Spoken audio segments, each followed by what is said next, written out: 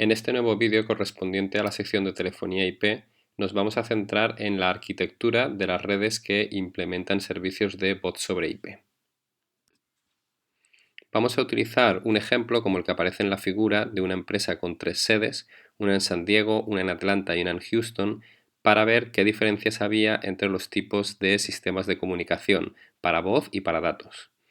En este ejemplo hay 3 routers interconectados mediante una red MPLS.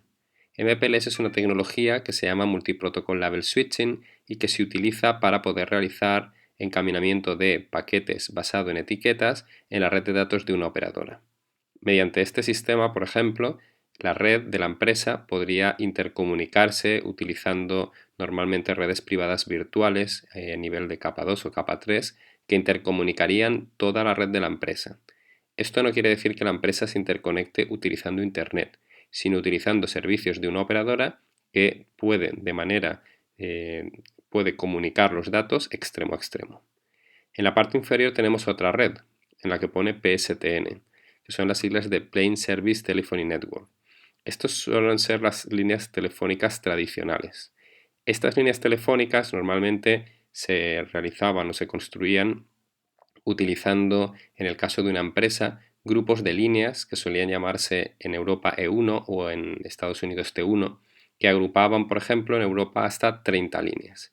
Estas 30 líneas agregadas permitían que una empresa intercomunicara sistemas que se llamaban PBX y que le permitían realizar llamadas internas dentro de su empresa a través de este sistema de telefonía de la operadora. De esta manera, pagando una tarifa plana fija por estas líneas, la red de la empresa podía cursar llamadas internas con extensiones sin necesidad de hacer llamadas pues como las que se hacían habitualmente. Sin embargo, todos estos sistemas, cada una de esas 30 líneas, utilizaba una codificación de voz fija, que además consumía siempre 64 kilobits por segundo y estaba siempre reservada para la empresa. No podía utilizarse para otro tipo de uso habitualmente a nivel de la propia empresa, es decir, si la empresa no estaba utilizando el 100% de sus líneas, no tenía ninguna alternativa.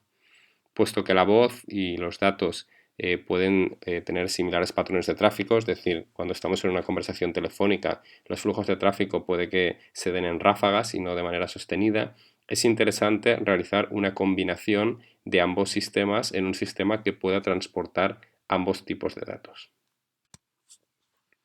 En esta transparencia vamos a ver cómo podemos hacer una convergencia de esta tecnología. Un primer paso es intercomunicar los routers que veíamos en la transparencia anterior directamente a ambas redes.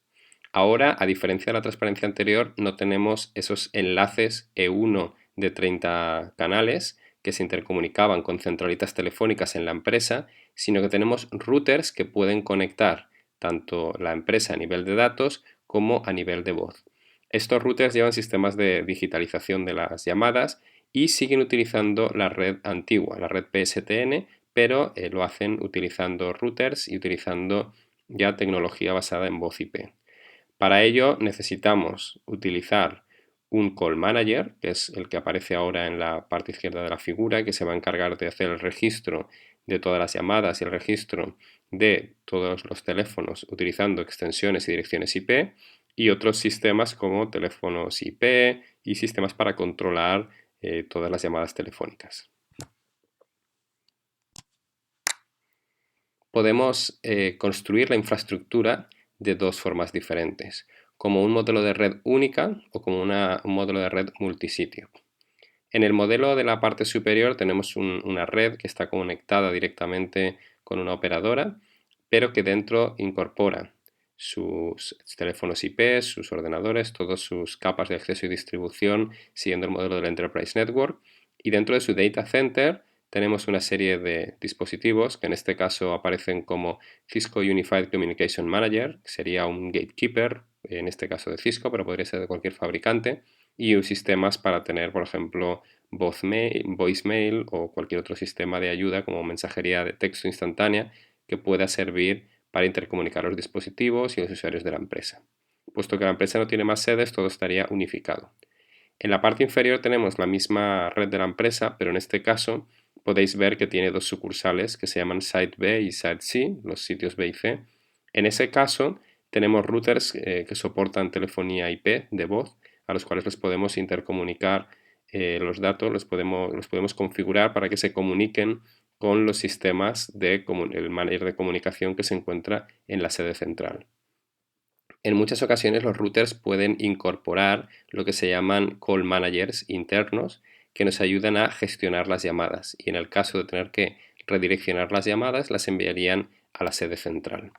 Si tenemos una red de una empresa muy grande o que se encuentra geográficamente a mucha distancia y no podemos soportar con nuestra red WAN el correcto funcionamiento del sistema, tendríamos que pasar a una gestión distribuida.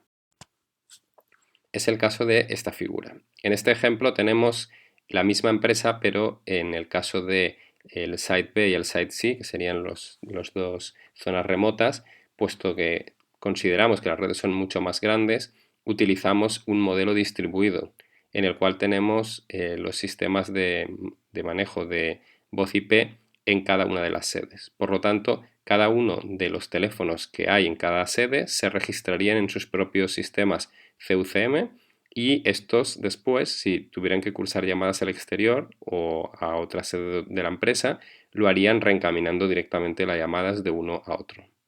Fijaros, es importante ver que cada uno de estos sistemas CUCM o gatekeepers son sistemas que van en clúster, van redundados, puesto que son sistemas críticos. Siempre se utiliza un sistema activo y un sistema redundado que nos ayudaría a mantener el funcionamiento en caso de fallo del primario. Vamos a revisar ahora todos los dispositivos que hemos visto en estas transparencias y que hacen falta en esta arquitectura.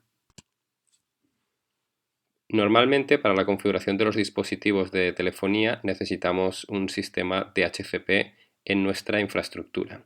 Este sistema de DHCP nos va a ayudar a configurar sus direcciones IP y a indicar también a los teléfonos en qué VLAN van a encontrarse, cuál es su gateway y dónde encontrar el sistema CUCM, que en este caso sería el gatekeeper.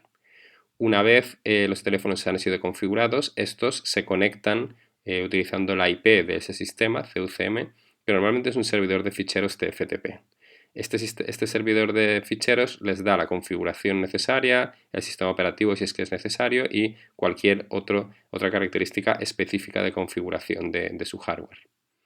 Para comunicarnos necesitamos algún tipo de protocolo.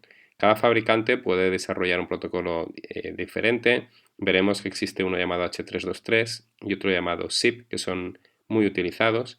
En el caso del ejemplo de la figura, que se trata de un ejemplo de Cisco, se utiliza un protocolo que es el SCCP, que nos va a permitir realizar el control de llamadas para teléfonos. Para el transporte de datos necesitamos un protocolo que suele ser el Real-Time Protocol, que funciona sobre el protocolo de capa 4 UDP y con el cual vamos a poder transmitir los datos una vez la llamada ha sido cursada.